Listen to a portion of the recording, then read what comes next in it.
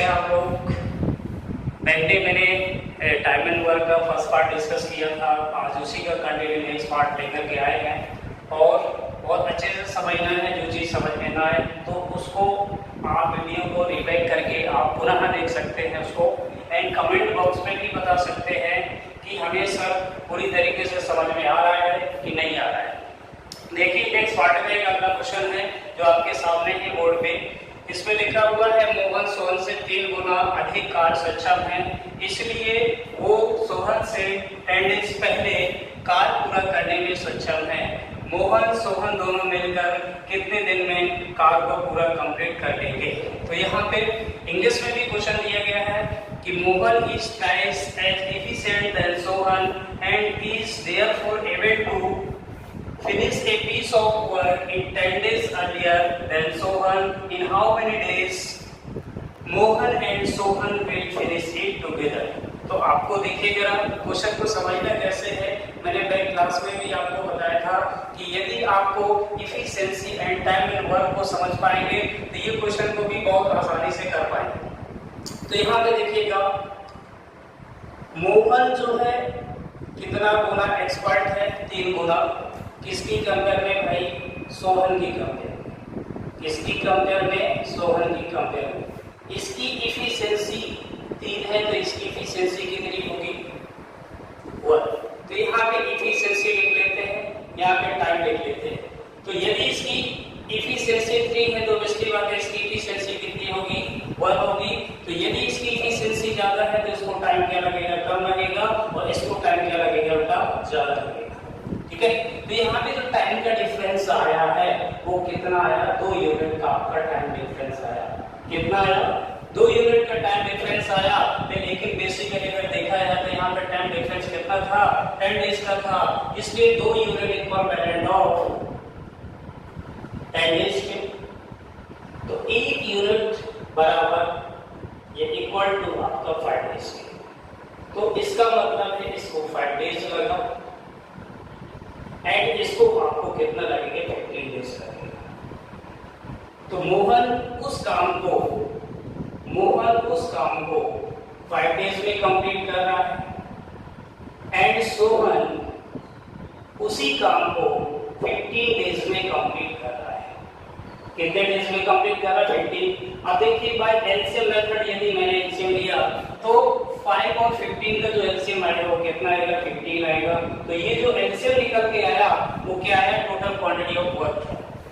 अब यहाँ पे ये 15 वर्क आपको कंप्लीट करना है 5 दिन में। मोहन कर रहा है, इसका मतलब पर डे कितना यूनिट कर रहा है? 3 यूनिट। ये पर डे कितना कर रहा है? 1 यूनिट। ओके, तो इट मींस क्या है कि 1 डे का जो साथ साथ काम करवाएंगे तो मोहन प्लस सोहन का 3 + 1 कितना हो जाएगा? 4 यूनिट। यानी एक दिन में जो काम किया जा रहा है कितना किया जा रहा है? 4 यूनिट काम किया जा रहा है। तो 4 यूनिट काम जो किया जा रहा है 1 डेज में काम किया जा रहा है, इसलिए 1 डे में काम किया जा रहा है। तो 1 यूनिट बराबर कितना हो जाएगा? 1/4 डे। तो आपको करवाना कितना है बेटा? 15 करवाना है। तो 15 यूनिट बराबर क्या हो जाएगा? 15 divided by 4, it means 3 and 3/4 days में काम क्या हो जाएगा? आपका कंप्लीट हो जाएगा। Got it? Fine. Next question की ओर चलिए अब नेक्स्ट क्वेश्चन पे बात करते हैं। देखिए आपके सामने क्वेश्चन है ए और बी एक साथ समय और कार्य की परीक्षा के सभी उत्तर 4 दिन में लिख सकते हैं। बी की गति ए की गति की 60% है और लिखे गए कुल शब्द 102400 है। तो ए की गति प्रति घंटा शब्द के हिसाब से गति क्या होगी अगर दोनों प्रतिदिन 5 घंटे काम करते हैं? इंग्लिश में देखिए क्वेश्चन लिखा है तो रीड कर सकते हैं आप। इसका देखिए सॉल्यूशन समझने की कोशिश करिएगा। सबसे पहले यहाँ पे एक बात लिखी गई है कि ए और बी समय और कार्य की परीक्षा में 4 दिन में कोई भी पेपर के सॉल्यूशन को क्या कर सकते हैं? लिख सकते हैं। और बी की गति ए की गति का कितना है? 60% है। तो हम मान लेंगे हमने माना कि ए की जो स्पीड है फॉरवर्ड जो स्पीड है वो आपने मान लिया कि x है। कितना है? x है। तो ऑब्वियसली बात है भाई बी की जो स्पीड होगी, यानी बी की जो स्पीड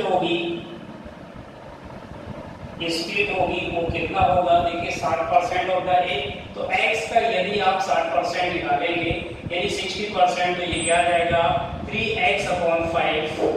ओके नॉट, कहने का मतलब ये जो पर घंटे में अगर x वर्ड छाप सकता है तो ऑब्वियसली बात है b जो कितने छाप सकता है 3x/5 छाप सकता है। अब देखिए अगला क्या है भाई कि 5 घंटे दोनों को काम करवाना है, तो इसका मतलब ये 1 घंटे में x वर्ड छाप रहा है, तो 5 घंटे में a कितने छापेगा भाई 5x, एंड b कितने छापेगा 5 घंटे में b के द्वारा कितना हो जाएगा 5 × 3x/5। अब देखिए जरा 5 घंटे में पहले कि डे भी दिया गया है कि 4 दिन में लिखना है इनको, तो भाई एक दिन में 5 घंटे काम कर रहे हैं तो 4 दिन में कितना करेंगे, यहाँ पे 4 से मल्टीप्लाई में किया जाएगा, तो फुल एंड फाइनल कितना आया 20x, तो यहाँ पे भी 4 से मल्टीप्लाई में किया जाएगा, फुल एंड फाइनल कितना आ गया भाई 12x। अब दोनों साथ साथ राइट कर रहे हैं, इट मींस a + b जो प्रिंट करेंगे बेटा कितना आएंगे 20x word and 12x word, तो कितना आ गया बेटा 32x वर्ड आपके a और b दोनों ने मिलकर के प्रिंट किए। तो भाई जबकि कुल कितने किए थे 102400, तो इसका मतलब दैट इज इक्विवेलेंट ऑफ कितना हो जाएगा 102400।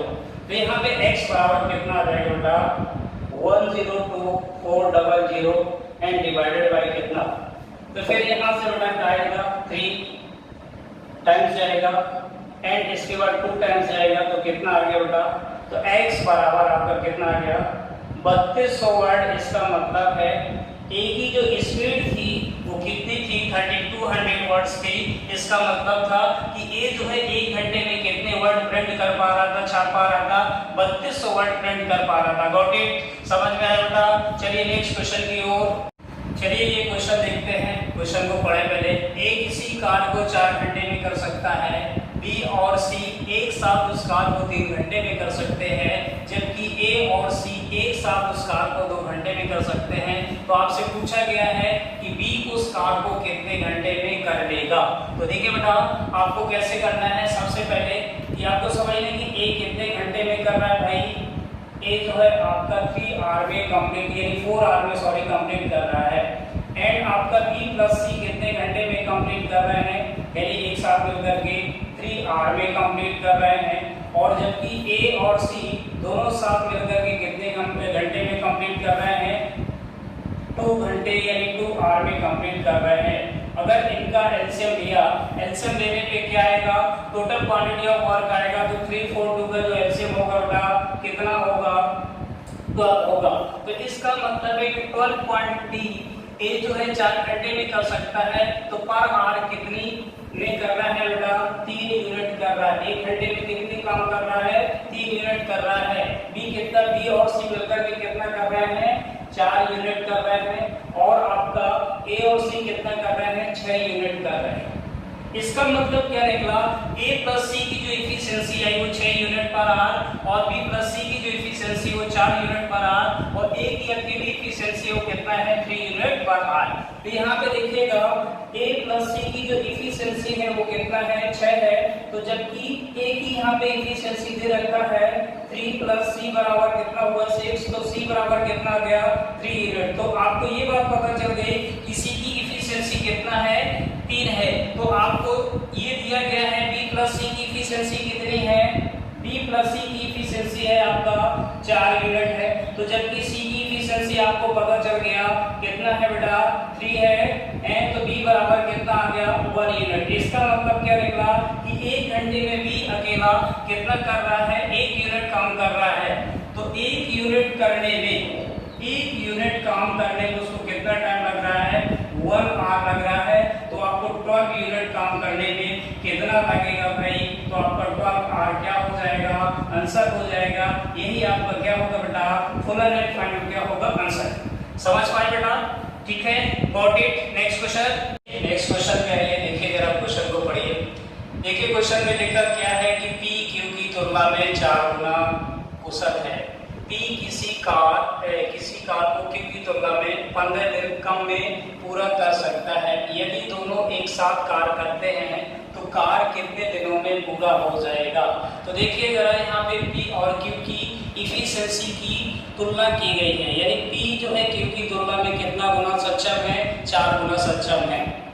तो यहाँ पे देखिएगा P एंड Q लिख लीजिएगा, इफिशिएंसी लिख लीजिएगा एंड टाइम लिख लीजिएगा। तो यहाँ पे देखिए जरा P की जो इफिशिएंसी है Q की तुलना में कितना है, 4 गुना है। तो यदि आप Q की इफिशिएंसी 1 मानते हैं तो इसकी इफिशिएंसी क्या होगी भाई, 4 होगी। ठीक है, और देखिए मैंने आपको 2 के लिए बताया था, यदि आपको इफिशिएंसी दिया हो तो टाइम जस्ट रिवर्स कर देते हैं। तो ऑब्वियसली बात है जिसकी इफिशिएंसी क्या होगी, ज्यादा होगी तो उसको टाइम क्या लगेगा, कम लगेगा। जिसकी इफिशिएंसी कम होगी तो उसको क्या लगेगा भाई, टाइम ज्यादा लगेगा। पहले यहाँ के डिफरेंस देखिए, टाइम डिफरेंस इनमें कितना आया भाई, 3 यूनिट का आपका टाइम डिफरेंस आया। और जबकि रियल में टाइम डिफरेंस कितना है, 45 डेज का है। तो इट मींस आपका 3 यूनिट बराबर क्या होगा, 3 यूनिट इक्वल बैलेंस हो जाएगा 45 डेज। तो 1 यूनिट बराबर क्या हो जाएगा, 15 डेज। तो इट मींस 1 यूनिट बराबर 15 डेज एंड आपका 4 यूनिट बराबर कितना हो जाएगा, 60 डेज।